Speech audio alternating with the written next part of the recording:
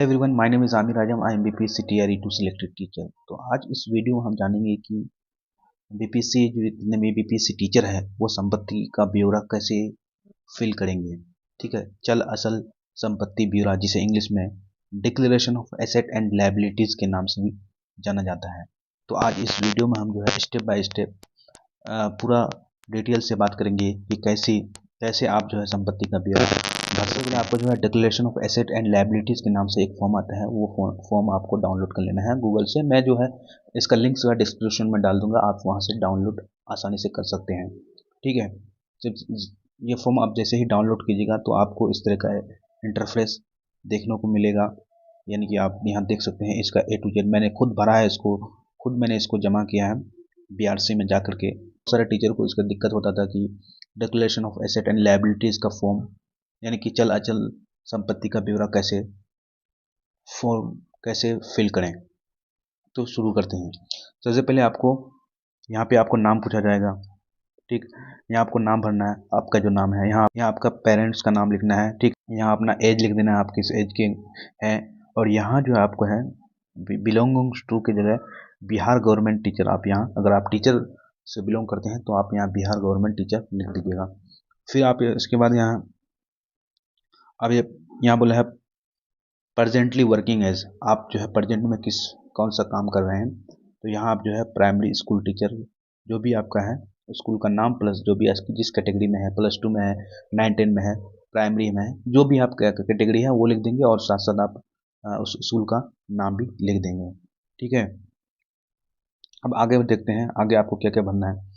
आप आगे देखते हैं, आप यहाँ है कैश, यानी कि डिटेल्स ऑफ मूवेबल एसेट्स, यानी कि यहाँ उसका डिटेल बनना है जिसको आप मतलब एक जगह से दूसरी जगह ले जा सकते हैं, मूवेबल हो, यानी कि आप कैश ले जा सकते हैं। ठीक है, आपका बैंक के बारे में पूछा जाएगा, आपका कितना बाइक है, क्या है, पूरा इसमें डिटेल भरा जाएगा। मैंने खुद इसको भरा है। तो आपको यहाँ पे पूछा जाएगा, यहाँ पे कैश कैश आपके पास जितना भी कैश रहेगा यहाँ पे डाल देना है। ठीक, बाकी आप इसको देख लीजिएगा, स्पाउस नेम। ठीक है, यहाँ पे सब देख लीजिएगा, डिटेल जो भी है भरना रहेगा यहाँ भर लीजिएगा। और बाकी यहाँ पे आपका बैंक में कितना अकाउंट है, कितना रुपया है, ये भर दीजिएगा, जो भी आपका है। ठीक है, वो आप भर देंगे। बाकी फिर ये सब नील कर दीजिएगा। ठीक, इसका bond dependent and share companies, इसमें सब नील नील भरा जाएगा।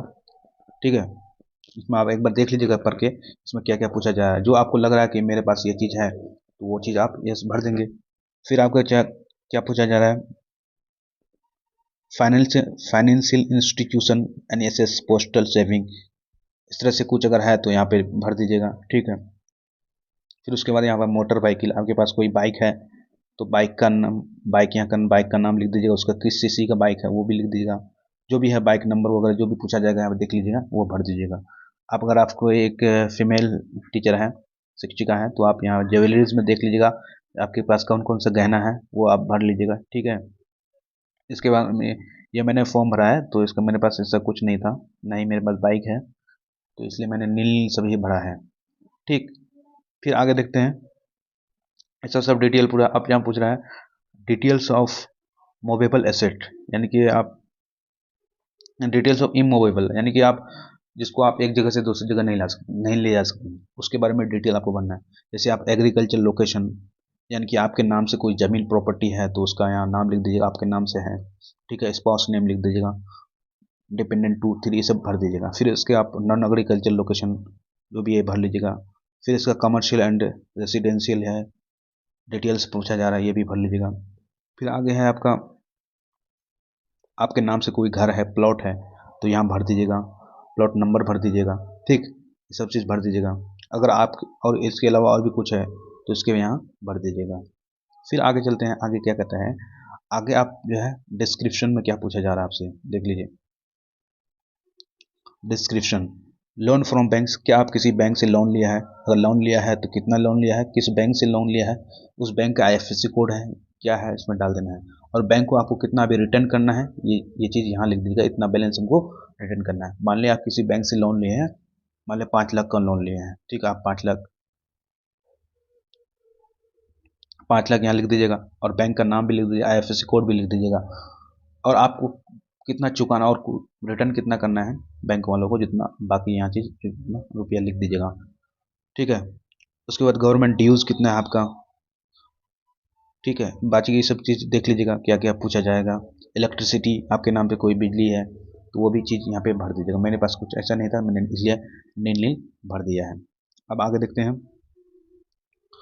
ये सब चीज़ देख लीजिएगा क्या क्या पढ़ के आप लोग। मेरे पास नील ही था, मैंने नील ला दिया। फिर आप, ये इंपॉर्टेंट पॉइंट है, ये इंपॉर्टेंट है, इसको जरूर आप लोग ध्यान दीजिएगा, ये इंपॉर्टेंट है।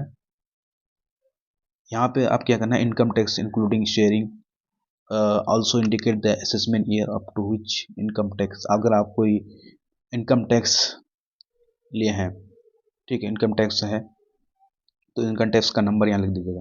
अगरवाइज ऐसा कुछ नहीं है तो सिर्फ आप कम से कम अपना पैन नंबर जरूर लिखिएगा। तो यहाँ आपको क्या लिखना है, अपना पैन नंबर लिखना है, ध्यान रखिएगा। अगर इनकम टैक्स, अगर कुछ ऐसा कुछ मामला नहीं है, उसके बाद अगर कुछ सिर्फ आप ऐसे हैं, कोई इनकम टैक्स का कोई लेन देन नहीं है, ठीक है, तब अपना अपना यहाँ पैन नंबर डाल दीजिएगा। ठीक, इसको ध्यान दीजिएगा, पैन नंबर जरूर यहाँ पे डाल दीजिएगा।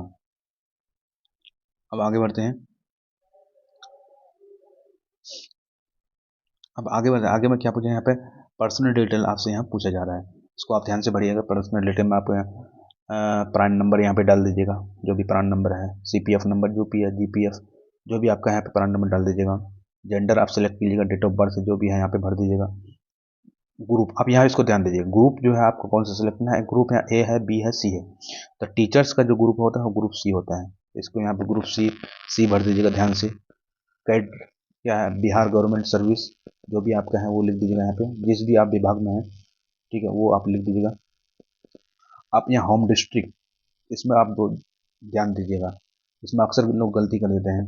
होम डिस्ट्रिक्ट में, होम डिस्ट्रिक्ट में आपको जो है, आप मान लिया आप पूर्णिया से हैं, ठीक है, और आपका पोस्टिंग नालंदा में है, तो आपका जो होम डिस्ट्रिक्ट है वो लिखना है पूर्णिया, नालंदा नहीं लिखना है। नालंदा आपका पोस्टिंग डिस्ट्रिक्ट है, वो आपको नहीं लिखना है। होम डिस्ट्रिक्ट यहाँ आपसे पूछा जा रहा है। फिर आगे देखिए, आगे क्या पूछा जा रहा है। अब यहाँ फिर पूछा जा रहा है प्लेस, जैसे मेरा मेरा पोस्टिंग है बक्सर डिस्ट्रिक्ट में, तो मैंने बक्सर लिख दिया है। फिर आपका यहाँ पे डेट लिख दिए, डेट लिख दीजिएगा, किस डेट के लिए आया आप ये फॉर्म भर रहे हैं, ठीक है। उसका सिग्नेचर यहाँ डाल दीजिएगा, अपना सिग्नेचर जो भी है, यहाँ अपना नाम लिख दीजिएगा। यहाँ डेसिग्नेशन क्या है, स्कूल टीचर या जो भी आपका डेसिग्नेशन वो बोलिए, और डिपार्टमेंट आपका कौन सा एजुकेशन है कि फलाना है, जो भी है एजुकेशन डिपार्टमेंट यहाँ डाल दीजिएगा। ठीक, इतना सब करने के बाद आपको एक, ये भी जितना भी आप ये पेज है, ठीक है, तीन पेज है ऑलमोस्ट, ठीक, 3 पेज है। और यहाँ पे लिखा हुआ है, यहाँ लिखा है please sign each page of the declaration. ये भी डिक्लेरेशन का जितना भी पेज है उसमें सबको आपको इंडिविजुअल साइन करना है, और उसके साथ साथ उसका डेट भी डाल देना है, ठीक है।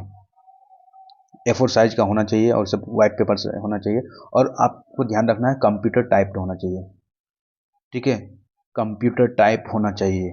ठीक, कंप्यूटर में आप चले जाइएगा, उसको बोल दीजिएगा कि हमको ये चीज़ टाइप करके दीजिए। ठीक, आप ऐसे नहीं कि ऐसे लिख दे दिए अपने कलम से, वो से उस तरह नहीं चलेगा, कंप्यूटर टाइप्ड होनी चाहिए।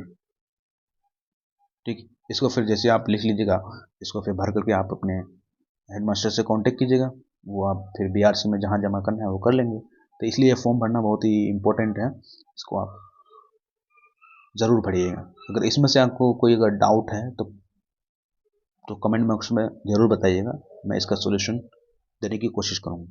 चलिए मिलते हैं फिर नेक्स्ट वीडियो में, और चैनल पर नहीं हो तो प्लीज़ सब्सक्राइब जरूर कीजिएगा। Thank you.